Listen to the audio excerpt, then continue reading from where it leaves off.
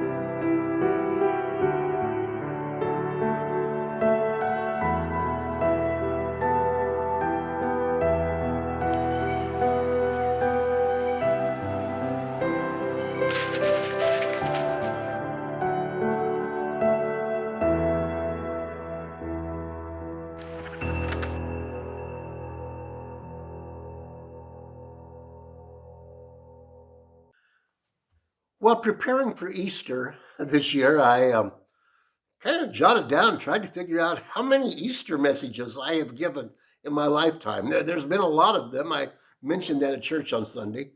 But looking back, I've been an ordained minister for 42 years now, appointed to churches as pastor for 36 years now, teaching philosophy, college level philosophy in colleges and such, um, 18 years, I believe. And a dozen or more years, I was director of a community college center and a college and a student advisor. So obviously, I have seen my share of conflict and been around my share of angry people. So I don't know if this will work for you, but I'm going to share with you some of the things that are in my mind when I'm dealing with a person that is pretty hot around the collar and hard to talk to. One thing that does not come to my mind, probably very seldom, is why is this person like this? I mean, there are lots of reasons why a person can be irrational and out of control and angry and hot, and some of them their fault, some of them not their fault. It may be that they've been put down, disrespected many times before, tried to get something done and it never got done before, or they fell through the cracks, and they just assume that you're not going to pay attention to them either, that you're not going to respect them, that you're going to let them fall through the cracks, and they need to yell loud enough to get your attention. That may be a reason. It could be that they were raised in a loud home. Some of us are raised in quiet homes and some are raised in loud homes. And if you were raised in a quiet home and then someone comes forcefully across and that was raised in a loud home, you may misjudge them and think that they're being, really angry and irate when they're just being them. It could be that they don't feel good about themselves. That is, they're comfortable in their world. They're not comfortable in your world. And so when they get into the position of wherever you're engaging them at, it may be that you're not on equal playing field and that they try to make up for that. Now, I've given people the benefit of the doubt and said, it could be this was done to them, that was done to them. It could also be they're jerks. I mean, really. There are people that use temper tantrums to get their way, and they might have discovered a long time ago that if they hold their breath long enough and turn red in the face and you jump and yell and scream and just do all sorts of things, shenanigans, that you're going to back off and let them have their way and they just get through life. I mean, they could be jerky. I don't know. It could be lots of other things too. But I hardly ever really think about what's causing this, because in a moment like that, the weight of bringing the conversation, de-escalating it down to a rational level, is on my shoulders, not on their shoulders. I've been in Proverbs a lot lately, so Proverbs chapter 15, verse 1 has this response. I'm in the contemporary English version.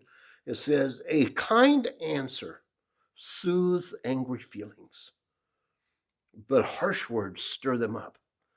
Some versions say a gentle answer turns away wrath, or something like that. When it says this, a kind answer, I want to tell you what is a gentle answer, what is a soft answer, and what is not a soft answer.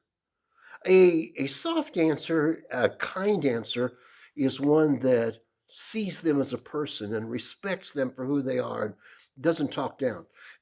We who are in some authority, and for a lot of my life, I've been in some sort of authority, we have this kind of a snooty, self-controlled way that we can really talk down to someone and without throwing a temper tantrum.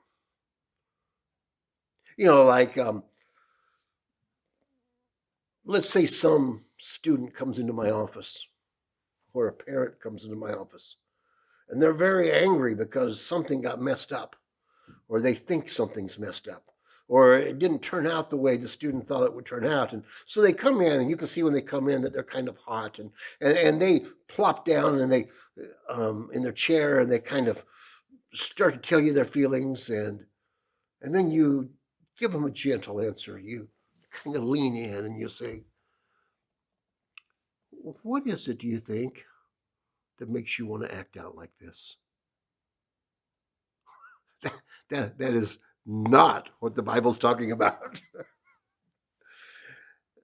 But you may have been guilty of that. I mean, there are those people that blow off like a volcano, and there are those that kind of get snooty. And one is as bad as the other. That's more like fighting fire with fire. A kind answer soothes angry feelings, but harsh words stir them up. Well, I tell you what I don't think about. I don't think about why they're blowing like that. And I tell you what I don't answer, and not condescending. But let me tell you how I would want to answer that question, God being my helper, and why. Okay? Here's how I would like to respond in that way. And hopefully God has helped me to more often than not respond in that way. I can't always grant a person's request. I can't always change the way something turns out. I can't always satisfy what they want. But I tell you what I can do. I can listen. I can try. I can treat them with respect. I can look at them and see a person that is made in the very image of God and that is loved by God, that God so loved that person that he sent his only begotten Son for that person. Now, I've heard people talk about customer service. I mean, if we were in a corporate setting right now and talking about this issue, we would be talking about corporate service and or customer service, excuse me. And in customer service, we would be looking for talents or tricks or tools that would help us. So we would talk about, well, how's the wrong way to answer? What's the right way to answer? As I've been doing here. We could talk about, well, what irritates the situation, as I showed, and what de-escalates the situation. And we can talk in all sorts of terms of that. But when push comes to shove, Don't be fooled. It's not a matter of our abilities and talent and our abilities to work with people. It's not a matter of our heads and what we have learned.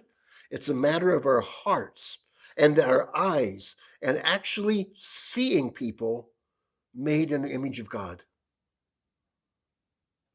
That's something you can't fake.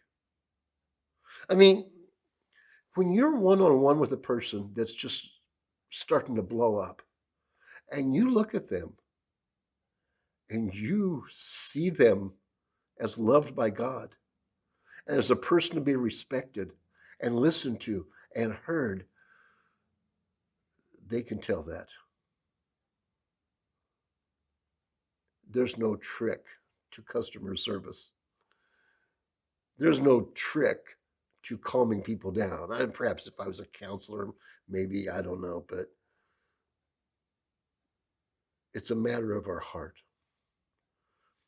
And when we yell back, we're betraying what's in our hearts. We're mad. When we talk down, we're betraying what's in our hearts. It's arrogance. When we overlook, we're betraying what's in our hearts. It's just a lack of concern. Unless, of course, we have memory problems or something like that, medical problems. But when we see people and love people and care about people, and then we give a gentle answer, a kind answer, even when they're blowing, it makes a difference. Well, it's that time of week again. It is a Wednesday, half gone, the last half to go. We're just able to meet together for a short devotion before, in the middle of the week here, before we meet again on Sunday to worship our Lord together. So there's a chance that some of you that are listening to me before this week is over is going to come in contact with somebody that's a little bit hot around the collar. If that's the case, it's not so much about it de-escalating. It's not so much about fire with fire. It's a matter of your heart. Lift them before the Lord and ask the Lord to give you a love for that person. Well, may God watch over you, take care of you, and bring you through the difficult encounters that may come your way.